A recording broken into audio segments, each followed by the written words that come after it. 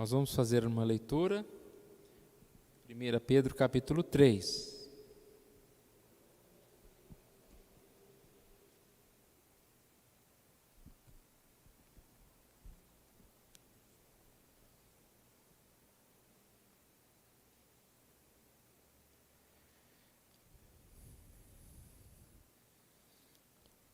Nós vamos estudar aqui o capítulo 3, não sei se chegaremos ao final, mas vamos lendo à medida que nós estudamos. Aí a hora que nós acharmos por bem, a gente para ou chega até o final do capítulo. Depois de estudar 1 e 2 Pedro, nós vamos estudar o livro de Tito, que fala a respeito também dos falsos mestres. Mas fica para uma outra hora, a gente fala um pouquinho sobre esse novo estudo bíblico, a continuidade do nosso estudo de quarta-feira.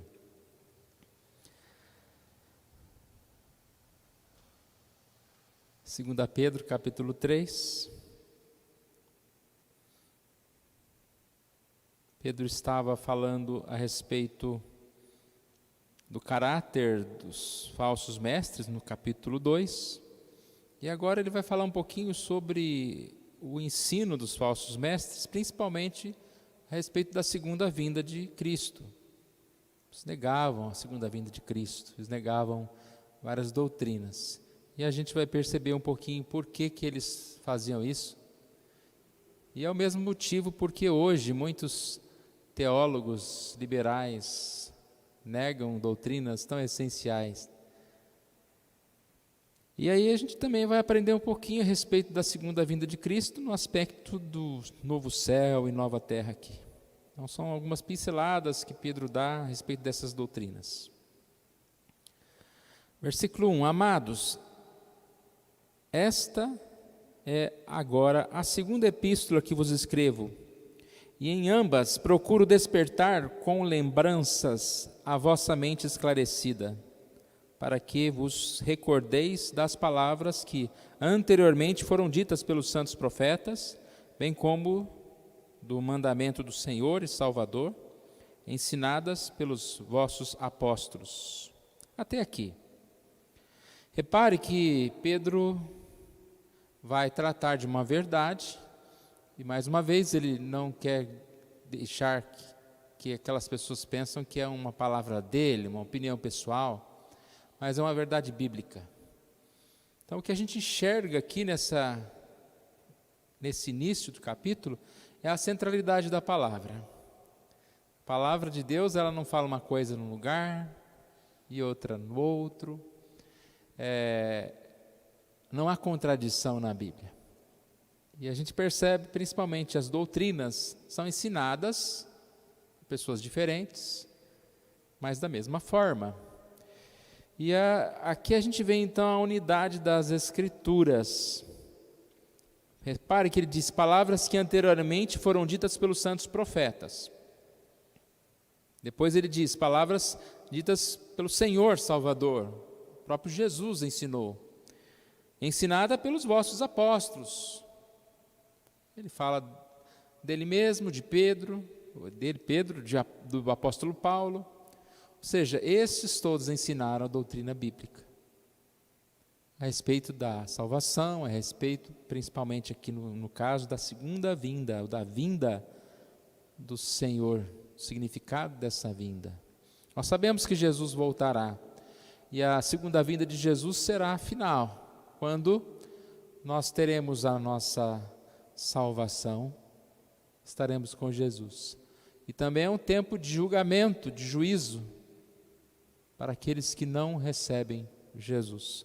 Serão assim perdidos, estarão perdidos sem Jesus.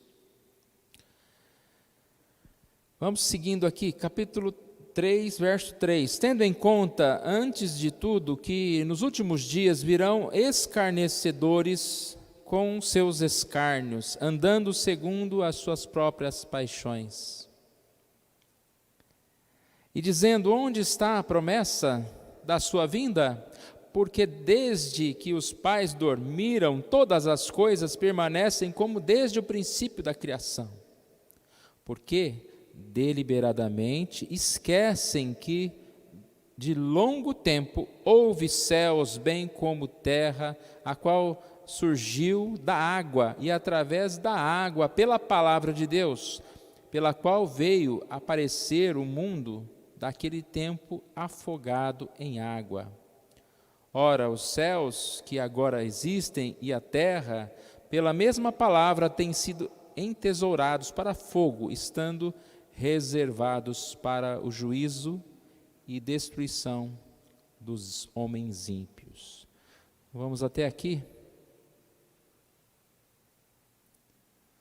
Sobre os falsos mestres, o que ele diz aqui no versículo 3?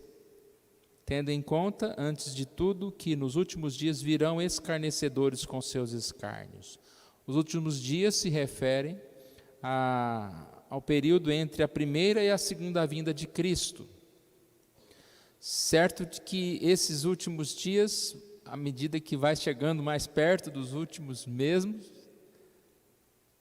aumentará, vai aumentando, digamos assim, o número de falsos profetas. E qual que é, então, um dos sinais dos fins, ou do fim? Um sinal do fim é esse engano religioso. A gente percebe que a igreja continua, a igreja cresce, mas cada vez mais aparecem pessoas que deturpam a palavra, que são falsos mestres, que pregam de forma diferente da verdade. A gente não tem tempo e nem é nosso objetivo, mas se você for procurar heresias por aí, você vai encontrar de tudo. Pessoas que falam em nome de Deus, que pregam coisas absurdas. E às vezes não precisa ir muito longe, perto de nós. E às vezes até em denominações próximas de nós, se não presbiterianas também. Mas é sinal dos últimos tempos. As pessoas vão desviando da palavra. E eu disse que a gente vai encontrar um pouquinho do porquê que as pessoas querem desviar da palavra. Aqui diz, andando segundo as suas próprias paixões. A doutrina errada desemboca em vida errada. É uma frase que a gente, de certa forma, tem até de cor, Doutrina errada, vida errada. Quando a gente fala, o louvor de tal igreja é errado, porque tem a doutrina errada, tem o louvor errado. Se tem a doutrina errada, tem a pregação errada. Se tem a vida errada, tem a doutrina errada. Andando segundo as suas próprias paixões. Aqui a gente vê que ele chama os falsos mestres de escarnecedores com seus escárnios. O que é escarnecer de alguma coisa? É você exatamente desprezar uma grande verdade. O escarnecedor é aquele que abandona verdades muito claras. Alguém que trata levianamente algo que deveria ser levado a sério. Por que uma pessoa escarnece de alguma coisa? Porque ela não quer que aquilo seja verdade. Então é muito mais fácil você blasfemar e você ridicularizar aquela verdade. Ou você aplica a palavra, ou você busca a santidade, ou você faz de conta que aquilo lá não é uma verdade. Você escarnece da verdade. Então, aqui no nosso estudo, nós vamos perceber que esse estilo dos falsos mestres é um ponto que eles utilizam para poder continuar na sua prática errada. Seu desejo de continuar vivendo em pecado. Zombam da verdade. Não é isso que acontece no mundo de hoje, irmãos? Igreja inclusiva, vai incluindo tudo quanto é pecado. A gente está vendo uma série de igrejas assim. Eu estava ouvindo um estudo sobre metodismo. A igreja metodista, ela começou com esse nome metodista de metódico, de alguém que buscava muito a santidade. E com o passar do tempo, essa igreja, ela se tornou em muita extensão, uma igreja liberal. que foi tentando convencer que não precisa disso, não precisa daquilo. Curioso. E assim muitos outros, né? Não estou falando só dessa igreja, mas muitos outros abandonam a verdade. Igrejas novas surgem, às vezes a pessoa não quer e não está coerente com a verdade dentro de uma igreja, o que ela faz? Ela funda uma outra igreja que caiba a sua ideia, o seu pensamento ou o seu pecado. E aí ela vai escarnecer daquele que fala aquilo. Esse povo aí acha que vai para o inferno. Tem igreja, por exemplo, igreja que fala de universalismo, que ninguém vai para o inferno. Isso é bobeira, esse negócio de inferno não existe. Tá? E assim por diante. Olha o versículo 4, dizendo, onde está a promessa da segunda vinda? Porque desde que os pais dormiram, todas as coisas parecem como desde o princípio da criação. Então eles diziam que, mas não, tudo isso que vocês falam, de segunda vinda, de Jesus voltar, não aconteceu até hoje. Vocês estão sempre falando disso, nunca aconteceu. Diziam que desde os primórdios o mundo era o mesmo e nunca havia acontecido nada na história que garantisse o cumprimento da promessa. É aquela ideia de você tentar provar a fé. Irmão, se a gente for tentar provar a fé, a gente vai ir por um lado muito perigoso, porque a fé é espiritual, ela não se mostra com palavras. Nós cremos que Jesus vai voltar. Como que eu vou provar a segunda vinda de Jesus? Como que eu vou provar as doutrinas bíblicas? Eu provo pela própria palavra, porque eu creio na palavra de Deus. E aqui é como se esse povo que negavam a palavra estava dizendo,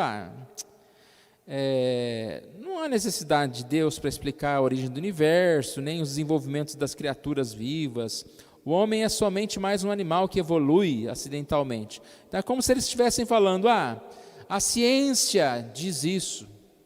Aí inventa aquela questão, né, da ciência. A ciência é mais importante do que a fé. E que ciência é essa?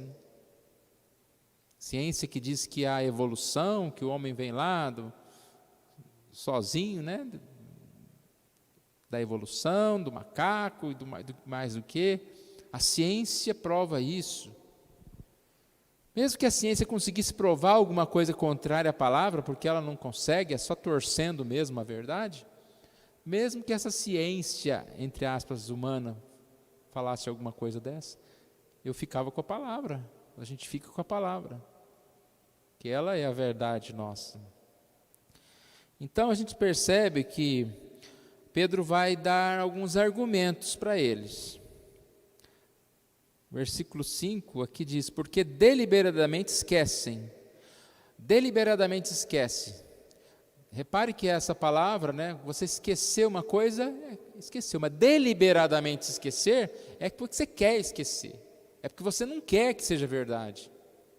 E aí é como se ele remetesse a Romanos, quando Paulo fala, né, daqueles que, em Romanos 1, Romanos 2, daqueles que deliberadamente abandonaram as coisas de Deus, porque eles viram a Deus, a natureza, o homem, ele tem essa consciência da existência de Deus, mas ele preferiu negar Deus para satisfazer e para viver a sua própria vontade. Porque, irmãos, ninguém fala, eu quero fazer isso porque é errado, porque é mal, porque não presta. Não, a pessoa se convence de que aquilo é bom para ela. Ela prefere fazer aquilo que é errado do que o certo, que para ela aquilo lá é bom.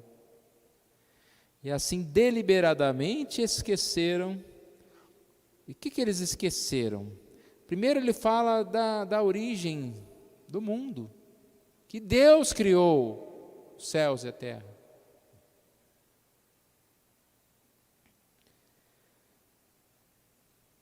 A criação do mundo, aqui fala, a qual surgiu da água e através da água pela palavra de Deus.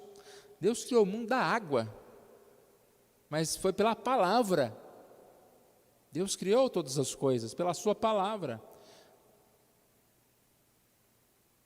A criação não é digamos assim, uma explosão cósmica ou evolução de milhões de anos, mas o mundo foi criado por Deus. Depois ele fala sobre uma intervenção de Deus na história, o dilúvio. Vocês estão falando que Deus não fez nada? Que não há Deus? Ou que não há ressurreição? Deus criou o mundo. E depois, Deus veio já nesse mundo com o juízo. Versículo 7.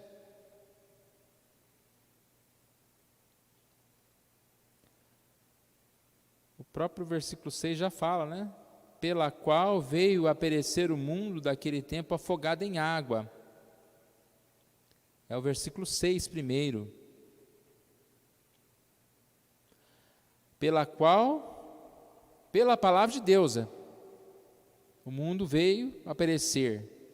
Por que o mundo veio a perecer? Por que existiu o dilúvio? Porque a palavra de Deus, Deus quis assim. Deus, com o dilúvio, estava agindo com o juízo sobre o mundo antigo. E aí a terceira parte, Deus falando já sobre o novo céu e nova terra, ou sobre o dia final. Ora, os céus agora existem e a terra, pela mesma palavra, têm sido entesourados para fogo, estando reservados para o dia do juízo e destruição dos homens ímpios. Noé foi destruído, ou o mundo de Noé foi destruído pela água, e o mundo presente será queimado. Isso aqui é uma afirmação muito importante. Às vezes as pessoas não tomam esse conhecimento. O mundo, nos tempos de Noé, foi por água. Foi exterminado por água. E Deus disse, nunca mais vai acontecer isso. Mas agora vem o quê? Fogo. O dia do juízo, destruição. Tesourado para fogo, reservado para o dia do juízo. Repare que naquele tempo, lá nos dias de Noé, Deus salvou Noé e sua família das águas. E Deus, no último dia, salvará os crentes desse fogo devastador que queimará os céus e a terra. Por que existe o fogo, irmãos? Por que Deus vai pôr fogo? Porque não há outra forma.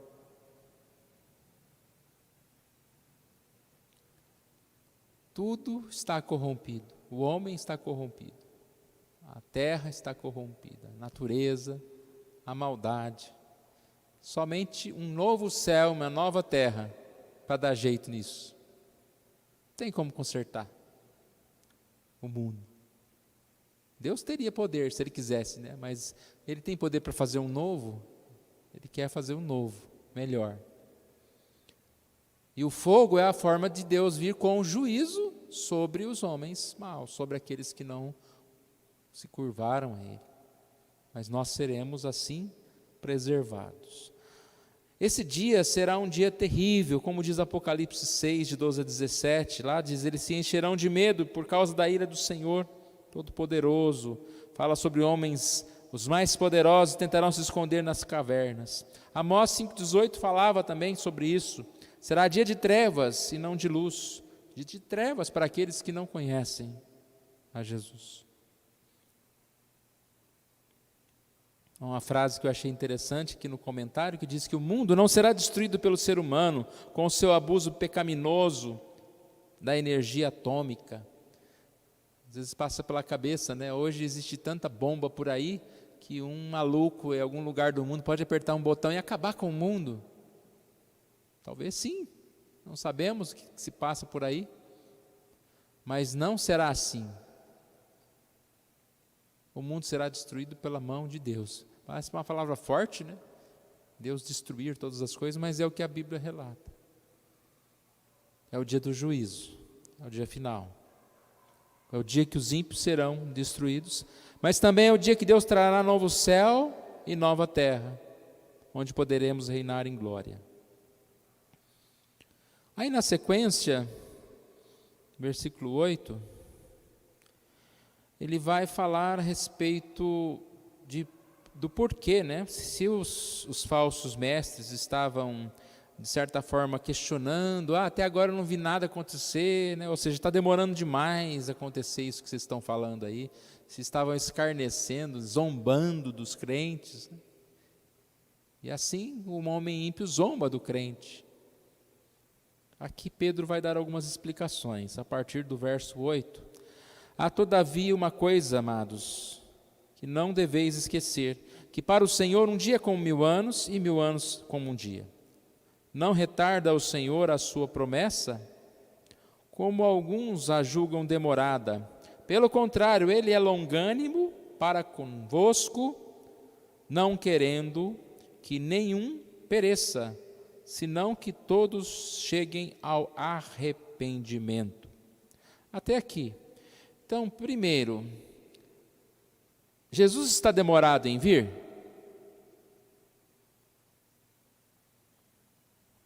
Não, né, irmãos? Quem somos nós para dizer o dia do Senhor Jesus voltar? 2 argumentos que Pedro dá. Primeiro, a questão da contagem do tempo. Para o Senhor um dia é como 1000 anos, e 1000 anos como um dia. Deus não vê o tempo como a gente. Deus não tem essa dificuldade. Ele está no passado, no presente, no futuro. Ele é eterno. Até o tempo para nós é interessante, né? É engraçado. Tem dias que para nós 10 minutos é uma eternidade. Outros dias parece que o dia voou. E quando você fala, há 1 ano aconteceu isso, e parece que foi ontem. Então o tempo para nós também, ele é estranho, nossa mente não consegue detectar muito. Pensa no tempo quando você está dormindo. Às vezes você dorme e acorda achando que passou já umas 3, 4, 5 horas e passou meia hora.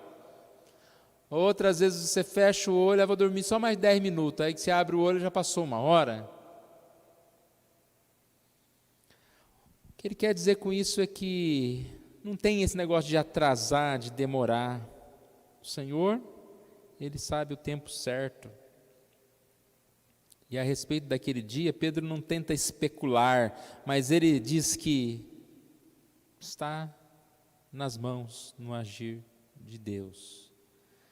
A respeito daquele dia, ninguém sabe, nem anjos dos céus, nem o Filho, senão somente o Pai. Mateus 24, 36. Uma outra coisa que Pedro vai dizer, por que aparentemente está demorando? É por causa da bondade de Deus. Versículo 9. Não retarda o Senhor a sua promessa, como alguns a julgam demorada. Pelo contrário, Ele é longânimo para convosco, não querendo que nenhum pereça, senão que todos cheguem ao arrependimento. Deus deseja que pecadores se arrependam. E Deus, então, de certa forma, dá oportunidades. Eu vejo Pedro falando isso, tentando cativar o coração daqueles falsos profetas. Também ele vai alertar a igreja para se permanecer fiel. E a pergunta é, estamos preparados, irmãos? Bom, se nós não estamos preparados, Deus está dando mais um tempinho para a gente se preparar. Quantos mais podem servir a Cristo? Quanto mais nós podemos estar preparados para servir a Cristo? A bondade de Deus, a misericórdia de Deus vem em forma de tempo. O juiz é a prova, né? Ele vai aplicar a prova, ele está dando mais um tempo para nós. E as coisas que vão acontecendo nesse tempo, todas fazem parte desse preparo. Seja as dificuldades que nós enfrentamos, os momentos que nós vivemos, as situações, tudo isso é importante. Esse dia que é importante. Interessante isso, né? Cada momento. Deus me levou à igreja para que eu ouvisse uma mensagem. Tudo isso faz parte da produção da minha vida. Isso é importante. Então, não é que demora, mas Deus, Ele é tão bondoso e longânimo. Deus não tem prazer na morte do ímpio. E Deus, assim, de certa forma, vamos dizer que dá um tempo a mais, né? Assim, para todos nós. partir de agora, irmãos, digamos aqui do versículo 10 em diante, nós partimos para uma conclusão. Acho que nós vamos chegar ao final, mesmo se a gente demorar mais um pouquinho, não vai demorar tanto assim, mas é o alerta. Vamos tentar rememorar o que nós falamos até agora. Falsos mestres, principalmente estavam debochando, escarnecendo de Pedro e da igreja, a respeito de algumas doutrinas, como a segunda vinda. Lembra que nós falamos no capítulo anterior, que o grande problema que essas pessoas estavam dentro da igreja, não é gente de fora atacando, é os próprios de dentro da igreja. E o argumento deles era, mas essa promessa, nunca vi nada que possa provar o que vocês estão dizendo. E aí Pedro vai argumentar com eles que,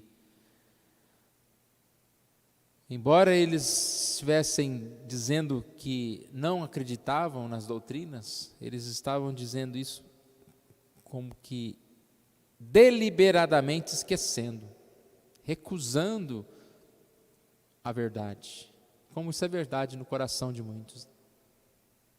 Sabemos o que é correto, muitos sabem o que é certo, mas prefere esquecer. Tanto que a característica dos falsos mestres é exatamente escarnecer algo que os incomodava. Eles preferiam as suas próprias paixões do que seguir a verdade. Então, eu não gosto de uma coisa, eu vou tentar argumentar que aquilo não é bom, que aquilo é falso, que aquilo é errado. É mais fácil eu negar uma verdade do que eu negar o meu desejo de não cumpri-la. Os argumentos de Pedro são muito fortes. Deus criou o mundo. Deus já veio com juízo nesse mundo. Só sobrou Noé, a família dele, no dilúvio. E Deus sim, existirá a segunda vinda, quando fogo destruidor consumirá tudo. É uma cena que a gente não consegue imaginar, mas é quase que aquelas de bomba atômica mesmo, né? De desaparecer todo mundo, todas as coisas que hoje são tão criadas, né? Prédios maravilhosos, coisas que o mundo se gaba de ter construído, não vai restar nada.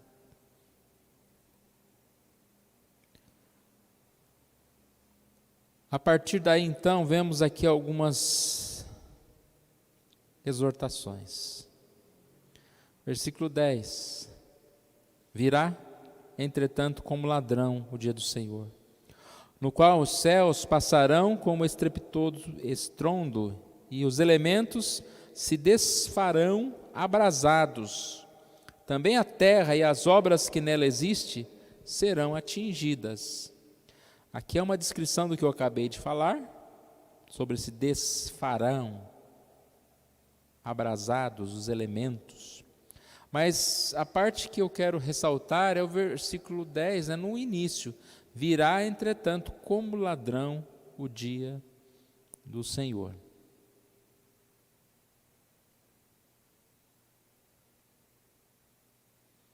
Precisamos estar preparados.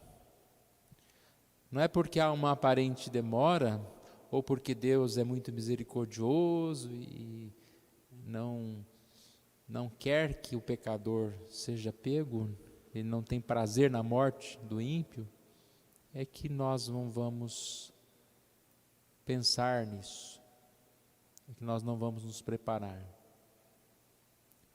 Aqui a ideia de que mais do que preocupar-se quando o Senhor virá, é preocupar como o Senhor irá nos encontrar nesse dia. É uma viagem que você precisa estar sempre de malas prontas, porque a qualquer momento, venho como ladrão, é a qualquer hora, em qualquer momento. Nós precisamos estar preparados, como o Senhor vai nos encontrar. Precisamos aguardar esta segunda vinda. Versículo 11 e 12. Visto que todas estas coisas hão de ser assim desfeitas, deveis ser tais como os que vivem em santo procedimento e piedade, esperando e apressando o dia da vinda do Senhor. Então, como que a gente deve reagir? Eis que virá, entretanto, como ladrão. Devemos viver em santo procedimento e piedade. E o versículo 12, a primeira palavra, esperando. Esperando. Esperando. A igreja deve amar a vinda do Senhor. A igreja deve clamar: Maranata, ora vem, Senhor Jesus. O que é que você espera nesse mundo? A gente vive de esperar, né, irmãos?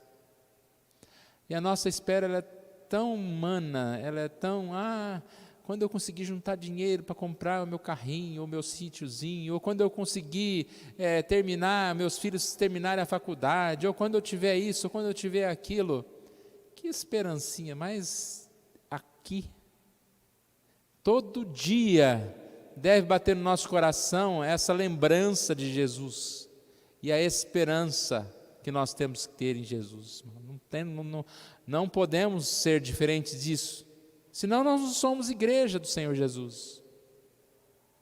Nós queremos tantas coisas, nós queremos que as coisas nesse mundo se realizem, coisas boas aconteçam, mas nós sabemos que nesse mundo, um dia a gente recebe uma coisa boa, outro dia a gente recebe uma má notícia, e assim vai a vida. Nós não cantamos graças te dou pelas bênçãos, mas também por aquela esperança que se passou, que foi frustrada. Quantas coisas nós esperamos e de repente não acontecem, mas nós seguimos esperando e apressando a vinda do Senhor. Como é que se apressa a vinda do Senhor, irmãos? Primeiro é vivendo em santidade, né? Que se Deus está aguardando alguns aí se arrependerem, vai que está esperando é a gente. Então se arrependa, viva em piedade. Esperamos também, apressando o dia do Senhor, anunciando, pregando o Evangelho. Mateus 24:14 diz: será pregado esse Evangelho do reino por todo o mundo, para testemunho a todas as nações, então virá o fim. Quando eu anuncio o Evangelho ao meu vizinho, quando eu anuncio o Evangelho, eu testemunho o Evangelho às pessoas, seja da forma que for, né, irmãos? Temos muitas formas de anunciar o Evangelho, de testemunhar o Evangelho.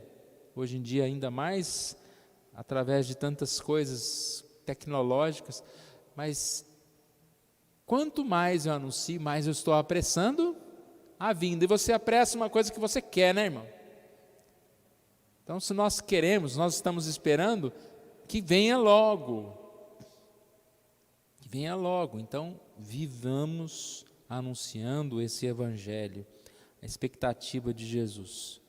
E o versículo 13, nós, porém, segundo a promessa, esperamos novos céus e nova terra, nos quais habita a justiça. Ou seja, nós, como igreja, sabemos que seremos poupados deste fogo, e nós esperamos a eternidade gloriosa. Eu vou bem mais rapidinho aqui para a gente terminar. Continuando exortações à igreja, olha como ele vai e volta, porque é muito importante a exortação. Lá no versículo 1 ele falou, né, essa segunda epístola que vos escrevo, em ambas procuro despertar como lembranças a vossa mente esclarecida. É curioso, não é? Ele não fala lembrar a sua mente esquecida, mas ele fala a sua mente esclarecida. Nós somos muito esclarecidos, mas eu preciso mesmo assim ser lembrado. Por mais esclarecido que eu seja, eu preciso ser lembrado. E aí ele continua, por esta razão, versículo 14, pois, amados, esperando estas coisas, empenhai-vos por ser desachado por ele em paz, sem mácula, irrepreensíveis. Olha como é parecido ao verso 11. Verso 11 diz: deveis ser tais como os que vivem em santo procedimento e piedade. Nos empenhar. Agora o versículo 15 e 16, curioso que ele fala de Paulo. E tende por salvação a longanimidade de nosso Senhor, como igualmente o vosso amado irmão Paulo vos escreveu, segundo a sabedoria que lhe foi dada. Ao falar acerca desses assuntos, como de fato costuma fazer em todas as suas epístolas, nas quais há certas coisas difíceis de entender, que os ignorantes e instáveis deturpam, como também deturpam as demais escrituras para a própria destruição deles. Então percebe que Pedro é como se ele estivesse confessando aqui ou dizendo, né, como Deus capacitou de forma especial Paulo a tratar assuntos com profundidade e sabedoria, temas difíceis que pessoas preferem ignorar, deturpar. Então a palavra precisa ser estudada, precisa ser crida e não rejeitada. Vós, pois, amados, prevenidos como estáis de antemão, acautelai-vos, não suceda que, arrastados pelo erro destes, insubordinados, descaiais da vossa própria firmeza. Perigo, irmãos, de sermos influenciados, arrastados pelos falsos. Como se ele dissesse: cuidado, cuidado, fiquem firmes. A mentira, ela brota, de repente ela tem um sabor agradável, falsos ensinos vão assim corroendo. Precisamos ter cuidado. Antes crescei na graça e no conhecimento de nosso Senhor e Salvador Jesus Cristo. A Ele seja glória tanto agora como no dia eterno. Em vez de dar atenção às heresias, nós somos desafiados a nos apegarmos à palavra. Como que se cresce na graça, no conhecimento de Jesus? Através da palavra de Deus. Crescei na graça, não na heresia. Crescei na verdade. Empenhai-vos, fique firmes. Quanto mais nós conhecemos a Cristo, mais nós crescemos na graça. E Pedro conclui aqui com o glória seja, a Ele seja glória, tanto agora como no dia eterno. Ou seja, Jesus é o centro da carta, de toda a Bíblia. Jesus é o centro da história, da eternidade. Dele, por meio dele, para ele são todas as coisas. A glória seja dele e retorna para ele. Ele deve ser glorificado agora, pelos séculos sem fim. Então, irmãos, nós podemos aprender bastante, né, com esses dois livros.